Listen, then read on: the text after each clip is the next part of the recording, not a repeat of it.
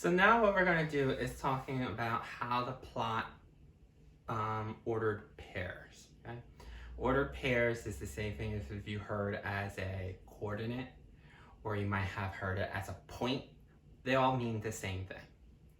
Now the first thing that we already talked about is what a rectangular coordinate system looks like. So I drew a new one, and I have an x-axis and a y-axis. Now, luckily, you're going to be doing this through Alex, so they're going to have it already drawn, and it's nice and neat. If you're trying to do this on your own, sometimes we do recommend to get graphing paper, just so that you have straight lines to help you plot points and to graph equations, because you can see my line kind of wobbles a little here and a little wobble there, just because I don't have straight lines, so graphing paper can help you. So let's talk about how to plot points. Plotting points on a rectangular coordinate system. The first thing is that we have to do is find the x value on the x-axis, of course. And remember, that's the horizontal number line. What you're going to do is you're just going to rest your finger there, or your pen or pencil. Don't make a mark. Remember, when you have one point or one coordinate or one ordered pair, that means there can only be one dot on the graph. So just keep on remembering it. One ordered pair just means one dot on the graph. Okay? So when you rest your finger, don't make a mark. Then, from where you're resting your finger, go up or down based on the y value. Of course, if you have a positive y value, you're going to go up that many spots. And if you have a negative value, you're going to go down that many spaces. Once you go on the x-axis, then up or down, that's the time you want to draw that point. Okay? So remember, just one point after you go up or down. And then the last thing that you want to do is you want to label the point. Now a point or an ordered pair or a coordinate has to have an x value and a y value. And they're going to be numbers. They're not going to be letters for you. So you're going to say 3, -2. They could also be fractions. I don't want you to say, well, 2/3 is not possible. 2/3 is possible.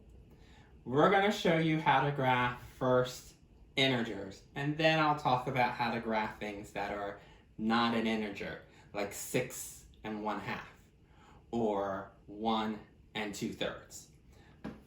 Let's do some basic ones first. I've got my red pen. Let's say we were asked to graph. We'll start something simple. Ooh, maybe my red pen's running out. Let me get a green one.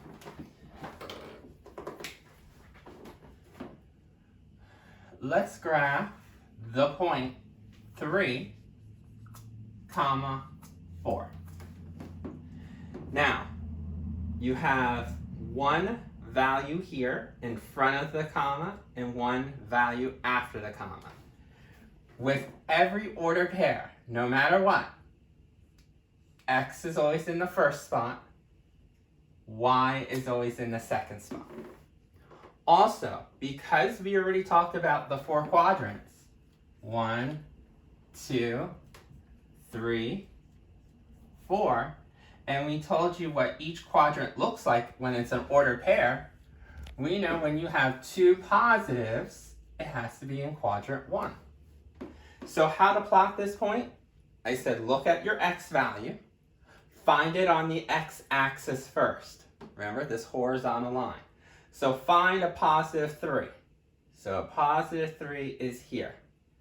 Don't make a mark, just rest your finger there. Then look at the y value. That's a 4. Notice it's positive. So that tells you go up 4 spaces from where your finger is resting. So go up from here 4 units. 1, 2, 3, 4. Then you can make your mark. I always get new people always make a mark here at 3 and then here at 4. You do not want to make 2 separate marks. One ordered pair, 1 point. Now some people do say, well, there's the 3 and there's the 4, but where you make the point is where they intersect. So for me, I just say, look for this, rest your finger, then go either up or down from here to make your mark. So some people learned how to do intersections. I don't. I just say, look for the X, just rest your finger, then look at the Y to go up or down. Once you draw that point, you want to label it, because then that way you can see what that point represents. Because we can have fractions, I can't tell if this is actually 3 or 3.1, or if this is 3.1 comma 3.9. So label it. How do I label it? I just put the coordinate right next to it, 3 comma 4. That way I know that even though I don't have graphing paper, that this actually landed on 3 and 4. Let's do another one. Let's do one that is, let's say, -2 and 4. How about -2 comma 1? Okay, so now we have an ordered pair, one ordered pair, 1 point on the graph. Make sure you know which value is your X, what value is your Y. If you have to, just draw a little X and Y at the bottom or on top. So the rule is, find your X on the X-axis first and rest your finger. Here's the X-axis, -2 is right here. Now look at the Y value, see how it's a +1? Since it's positive, you go up 1 unit. Once you go up that 1 unit, you can draw now. And then you label it with the coordinate. Okay. Let's say we had to graph -3, -5.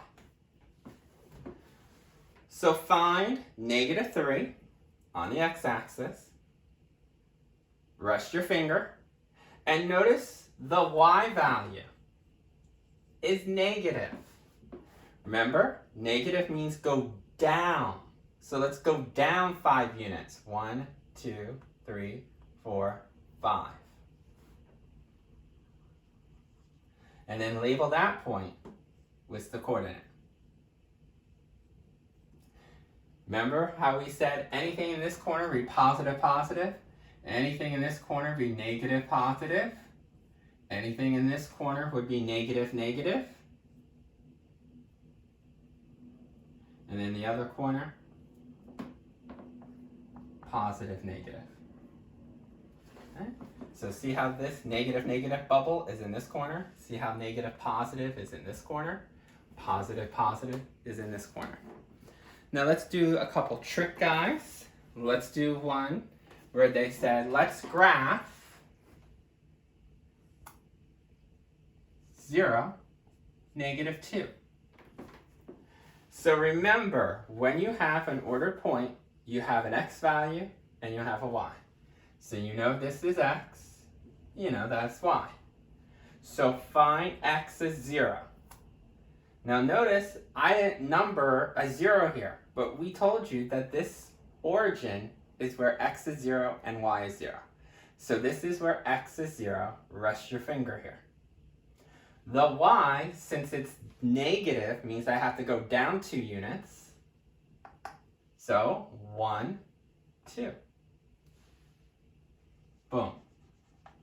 That is 0, -2. This would be known as your y-intercept. So what you're going to find out is if an x is 0 or a y is 0, it's going to be known as an intercept. Okay? So let's do another one.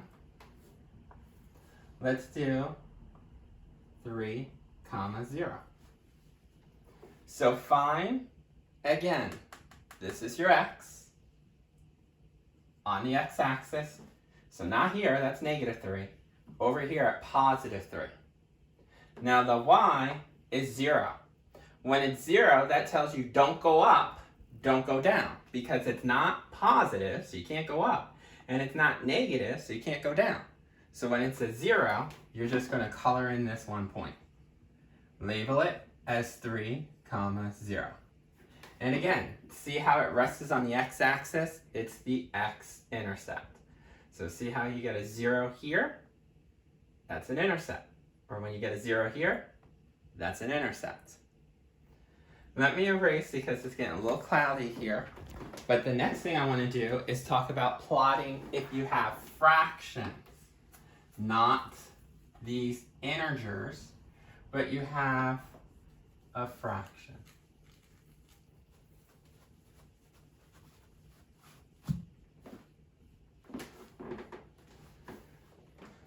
So what happens if we had, we'll start with something easy. We'll say 2 1/2 -5. Now how do you do 2 1/2? This is where you probably might want to put it in your calculator to see what this converts to as a decimal point. Okay? Because some fractions are easy, you might recognize this as 2.5. But when you get to harder fractions like 2 and 7/15, that one you might want to divide out. 7 divided by 15, and then just add the whole number. So how about I would do this on a calculator? 1 divided by 2, then add the whole number, plus 2. You get 2.5. Now where would 2.5 would be on the x-axis? Not quite 2, but not as much as 3. It's going to be right in the middle. Okay? So when you have a point that has a fraction, you can still graph it because a number line not only includes whole numbers, but also decimals, the stuff in between. So rest your finger at 2 1/2 and notice that we're going to go down 5 units, straight down, because it's negative. 1, 2, 3, 4, 5. Make your mark, and you definitely want to label this, because from your eye, does it look like it belongs to 2? Does it belong to 3? No, it doesn't really belong to 2 or 3. It belongs to 2 1/2. So label it as 2 1/2, comma, -5. Remember, you still had positive x and a negative y. What happens if you have -1 2/3 and let's say 3/4? Okay. I know it's going to be in this quadrant. How do I know that? X is negative, y is positive. So I know the idea is going to be somewhere in this quadrant. Okay, remember this is always x, this is y. But put this in your calculator, kind of convert this. We know that 2 divided by 3 is 0.66666. And then add a 1, so that's 1.666. Now you can pay attention that this is a negative. So it's negative 1.66. So I just ignored the negative and did 2 divided by 3 to get 0.66, add the whole number. I just put it in as a positive 1, and then I bring over the sign.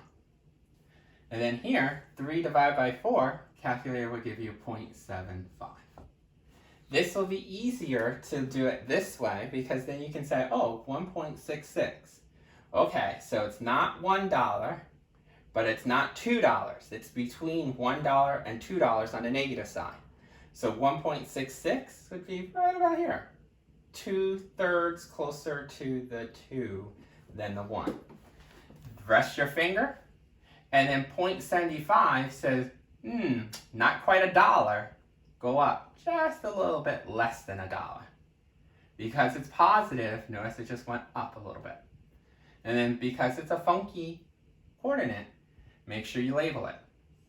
Label it with the original point, not this, because this is rounded. So -1 2/3, comma, 3/4. Okay. So you can plot these, but for the most part, you're going to be working with whole numbers or integers, usually not decimals or fractions. And then again, if you have a 0, you just know it's either going to be on the x-axis or the y-axis.